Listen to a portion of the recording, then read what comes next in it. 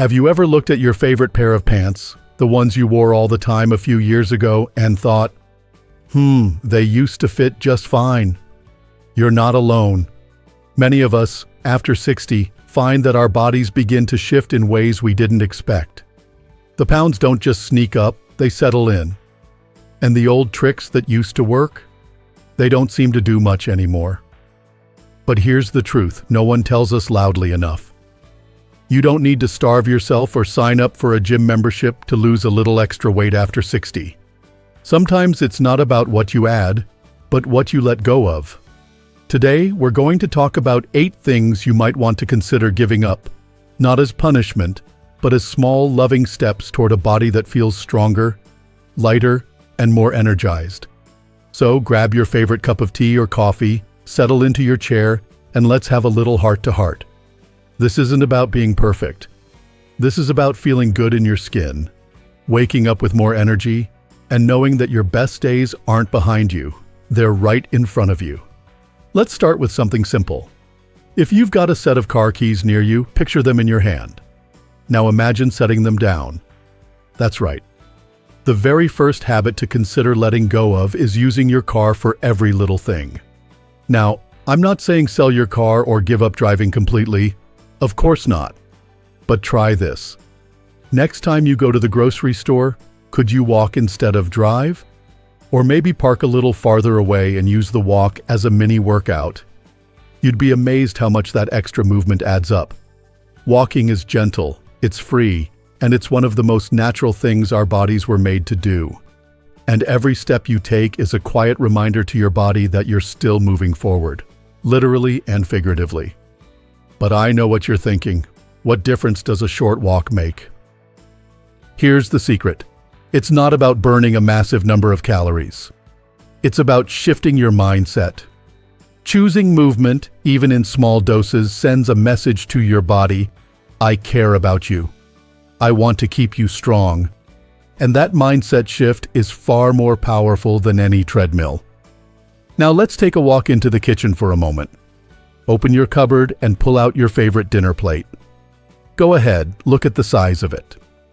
Most of us grew up in a time when clearing your plate was considered good manners. Don't waste food, they'd say. So naturally, when the plate is big, we tend to fill it up and finish every bite. But here's the thing, we're not living in the same era anymore, and our bodies have different needs now. That full-size plate is quietly working against us. One simple trick that truly makes a difference? Swap your big dinner plate for a smaller one. Something like a salad or dessert plate. You'll be amazed at how satisfied you feel with less food simply because your brain sees a full plate. I have a little plate I found at a secondhand shop, a beautiful floral pattern, nothing fancy, but every time I use it, I feel like I'm giving myself a small gift. And my portions? Naturally smaller, no effort, no willpower, just a gentler container. Here's the beauty of this shift. It's not about restricting or depriving. It's about honoring your hunger and learning to listen to your body. At our age, digestion slows, metabolism shifts, and portion control becomes a quiet act of self-respect. Smaller plates remind us that enough really is enough. Now, while we're in the kitchen or maybe sitting back in the living room, take a moment to think about your TV. How many hours a day do you spend in front of it? Don't worry, there's no judgment here. I used to love curling up on the couch after dinner and letting the hours drift by with a good movie or 2, or 5. But one day I realized something. It wasn't just the shows that were keeping me on the couch, it was the habit. And habits, as we know, can either serve us or slowly drain us. So here's a thought. Maybe don't toss the TV completely, but consider limiting your time with it. Instead of 4 hours, what if it were 2? Instead of using it to fill the silence, what if you replaced 1 hour with a short walk, a light stretch, or even just standing and folding laundry? You'll be surprised how much energy you get back when you're not glued to a screen all day. And remember, it's not about giving up joy, it's about finding it in new places. Sometimes we spend so much time sitting that we forget what it feels like to be in motion. And motion doesn't have to mean exercise in the traditional sense. It can be gardening, dancing in the kitchen to your favorite oldies, or taking your grandchild to the park and strolling beside them as they explore. Movement is medicine, and every time you choose it, you're choosing longevity. Let's talk about something a little more fashionable. Think about your shoes for a moment. Are they high, narrow, and best reserved for formal dinners? I know how tempting it can be to hang on to those lovely pairs of heels. They make us feel elegant, put together. But if you're serious about staying active and light on your feet, it might be time to tuck those high heels away and bring out something more practical. I used to struggle with this one. There's something symbolic about giving up our heeled shoes. It can feel like letting go of a younger version of ourselves. But when I found a pair of walking shoes that made me feel like I was gliding instead of clomping, something shifted. I didn't feel older. I felt freer, more grounded, more me. Comfort doesn't mean giving up on looking good. It just means putting your health first. The more comfortable your feet, the more likely you are to get up and go. And honestly, there's something deeply beautiful about a woman walking with confidence, at any age, in shoes that truly support her journey. You see, these changes, letting go of the car, the oversized plates, the hours in front of a screen, or even just uncomfortable shoes, they may sound small. But each one is a whisper to your body saying, I'm paying attention. I'm not giving up on you. I want you to feel good, to move with ease, to enjoy this stage of life with a sense of lightness, both physically and emotionally. And if you're wondering whether these changes will actually make a difference, let me assure you, they do. I've seen it in myself. I've seen it in friends who finally ditched the extra serving spoon or who chose to walk to the post office instead of drive. It's not magic, it's momentum. And once you start building it, one habit at a time, the results speak for themselves. Now, let's keep this conversation going. There are still more habits we can gently set aside to make room for energy, vitality, and well-being in our 60s and beyond.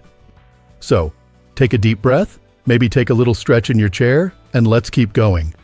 Sometimes the most powerful changes don't happen in the gym or the doctor's office. They happen in the grocery store, often right in front of those big, flashy signs that say, buy one, get one free. You've seen them? We all have. A giant box of cookies, a second one for free, 2 for 1 on cakes or sweet treats. It feels like a good deal, doesn't it? But here's the quiet truth that nobody tells us. Those deals aren't for your benefit. They're for the stores. They know the more food you take home, the more likely you are to eat it. And after 60, that kind of abundance isn't always our friend. There was a time when I'd get excited about those sales. Who doesn't like a bargain? But I started to notice something. When I bought 2 boxes, I didn't eat one and save the other for later. I ate both. Not all at once, of course, but gradually. Maybe a little here, a little there. But those little bites added up, and before I knew it, I felt sluggish, heavy, and frustrated. The joy of the deal disappeared pretty quickly after that. So here's something I started doing that really helped. I made a deal with myself instead. Instead of buying 2 of something, I'd buy 1, just 1. But I'd choose something I really loved. 1 small bar of dark chocolate. 1 beautiful pastry from the bakery. And I'd make a moment of it. A proper cup of tea, a quiet seat by the window, and just savoring that treat. No guilt, no mindless munching. Just 1 intentional, pleasurable moment. There's something deeply satisfying about reclaiming control over what enters your home and, more importantly, what enters your body. And when you shop with mindfulness, not marketing, you begin to feel stronger. You start seeing food as nourishment and joy, not a reward or escape. Speaking of what enters your home, let's take a little walk to the closet, shall we? Open it up and take a look at your favorite clothes, the ones you actually wear every day. Are they loose? Stretchy? Maybe a little too forgiving? Now don't get me wrong, comfort is important. After all, no one wants to squeeze into something tight just to make a point. But here's the subtle danger with always choosing the most forgiving clothes. You stop noticing the changes in your body. Baggy pants don't remind you when your waistline is growing. Oversized sweaters don't nudge you to sit up a little straighter or hold your core. And when we stop noticing, it becomes easier to let go of the habits that keep us strong and balanced. I'm not suggesting you toss out all your comfy clothes. Heavens no. But try this. Pick one item, maybe a fitted jacket, a nice pair of jeans that sit just right, and wear it more often. Not to criticize yourself, but to reconnect with how your body feels. It's not about shame or pressure. It's about awareness. Sometimes, just feeling the waistband of a skirt a little tighter than usual is enough to gently remind us. Maybe I'll go for a salad instead of the extra bread tonight. And it works both ways. When you start to make changes, even small ones, and suddenly those pants feel a little looser, it's incredibly encouraging. That little signal from your clothing becomes a celebration, a quiet pat on the back. You start to realize, yes, I'm doing something good for myself. Now let's talk about something that's a bit sneaky, because it often shows up when we're not hungry at all. I'm talking about snacks, not meals, not special treats. Just those casual, I'll just have a little something while I'm watching the news kind of bites. A few crackers here, a piece of cheese there, a handful of nuts, a little nibble while you're standing in the kitchen. You may not even remember half of them by the end of the day. I know this one personally. After dinner, I'd sit down with a book or my laptop, and without even thinking, I'd pour a few salty snacks into a bowl. Not a big deal, right? But here's the catch. I wasn't hungry. Not really. I just wanted something to do with my hands, or maybe I was craving a little comfort. But my body? It had already had enough for the day. So I tried something different. I made tea instead. Something warm, calming, and gentle on my stomach. And I'd sit down with that cup and let it be the signal that the kitchen was closed for the night. It wasn't always easy. The habits run deep. But over time, I found that I didn't miss the snacks as much as I thought I would. And I certainly didn't miss the bloated, uncomfortable feeling that often followed. If you're still carrying snacks in your purse, just in case, or keeping bowls of goodies on the counter, consider this your gentle invitation to let them go. You don't have to be perfect. You just have to be present. Listen to your body. Ask it kindly. Are you hungry, or are you just looking for comfort? Because there are other ways to comfort yourself. A phone call to a friend, a short walk, a few deep breaths. Snacks don't have to be the answer. Now think about how often we say yes to social outings, not because we're starving, but because we want the company. And that's beautiful. Connection is vital. But here's where the weight can sneak in without us realizing it. Eating out too often. Restaurants, cafes, even your local coffee shop. All of them offer food that's made to taste incredible. But what we don't always see are the hidden ingredients. Extra salt, extra sugar, hidden oils, and huge portions. I remember meeting a friend at a cafe and ordering a small cappuccino. It came with a pastry I didn't ask for. And because it was there, I ate it.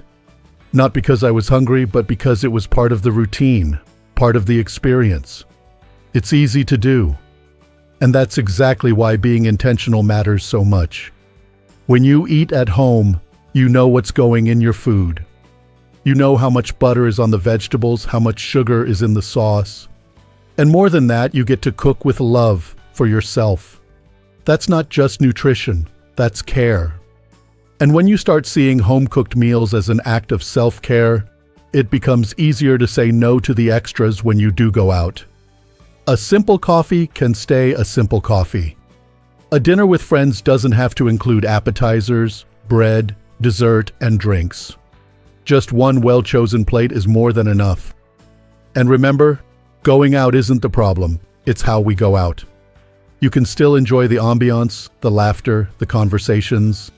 Just don't let the setting override your own intentions. Eat slowly. Pause between bites. Listen to your body's gentle cues. All these small decisions, shopping mindfully, dressing with awareness, cutting back on mindless snacks, choosing home-cooked meals, each one is a seed. And over time they grow. They blossom into more energy, lighter steps, and a deeper sense of peace with your body. You don't need perfection to see progress. You need presence. You need kindness, especially toward yourself. And most of all, you need to believe that change is still possible. Not because you're chasing a number on a scale, but because you're choosing to show up for your life in a new way. By now, you've probably noticed something. None of these changes are extreme. There's no shouting, no calorie counting, no rigid plans that make you feel like you're being punished for simply aging. Instead, everything we've talked about is really about letting go, clearing space in your life for better energy, clearer choices, and a gentler relationship with your body. And speaking of clearing space, let's talk about one of the biggest culprits that hides in plain sight: your environment.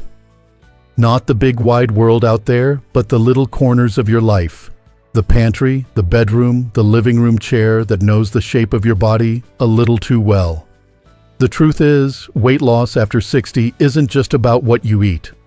It's about the space you live in every single day. When your surroundings are filled with temptation, clutter, or reminders of old routines, it's harder to stay focused on your goals. But when your environment supports your intentions, change becomes much easier. Take a look at your kitchen. Are your snacks sitting out on the counter where you see them all day long? Are the cookie jars full? The freezer packed with treats just in case? If so, you're not failing. You're just being human. We eat what we see. And our habits often follow what's most convenient. So here's a quiet, powerful shift. Rearrange your environment. Put the sweets out of sight, or better yet, don't bring them home in the first place. Fill your fridge with colors, fresh fruit, crisp greens, things that feel alive. Keep a bowl of oranges or apples where your eye naturally lands. Swap the cookie jar for a basket of herbal tea bags or a small plate with almonds. These little nudges add up. They help guide you back to choices that support, not sabotage, your well-being. And this goes beyond food. Look at where you spend most of your time. If your favorite chair is so cozy that it swallows you whole, maybe it's time to create another little nook, a space that invites gentle movement or activity.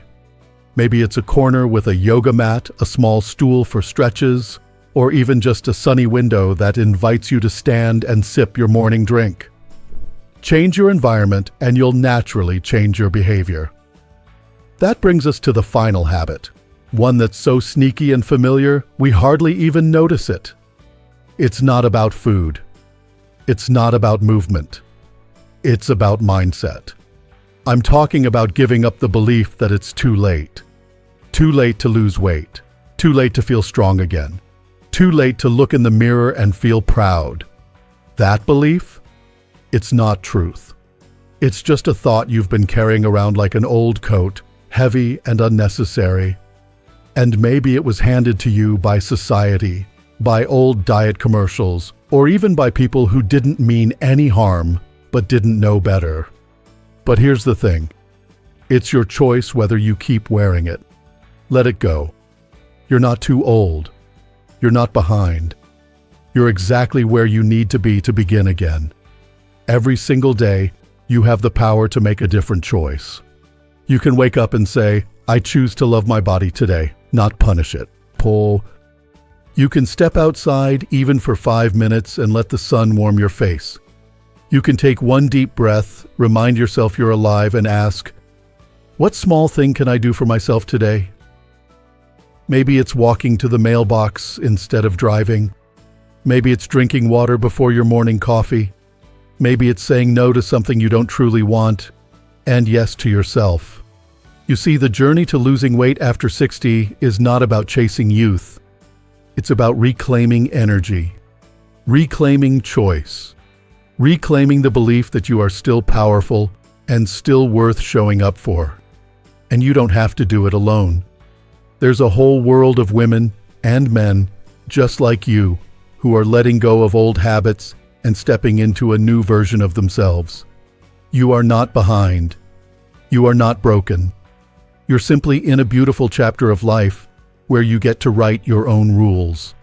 So today, I invite you to make a gentle promise to yourself, not a vow to lose 20 pounds or fit into a dress from 1992, just a promise to listen, to move, to choose things that help you feel alive, because that's what it's really about. Not shrinking your body, but expanding your life. And if you found even one little idea here that sparked something in you, whether it's changing a plate, walking more often, or simply being kinder to yourself, then that's a win. That's a seed planted. And you never know what can grow from that. Before you go, I'd love to hear from you. What's one habit you've let go of, or plan to let go of, to support your health and well-being? Share it in the comments. You never know who might be inspired by your story. And if you found this video helpful, don't forget to give it a thumbs up and subscribe to our channel, Strong Elderly Life. We're here to support you with real conversations, uplifting advice, and simple steps to help you thrive at any age. Remember, this isn't about perfection. It's about direction. Every small choice you make is a step toward the vibrant, strong, and joyful life you deserve. So keep going. Keep choosing yourself. And most of all, keep believing that the best is yet to come. Here's to living your best life at any age. You've got this.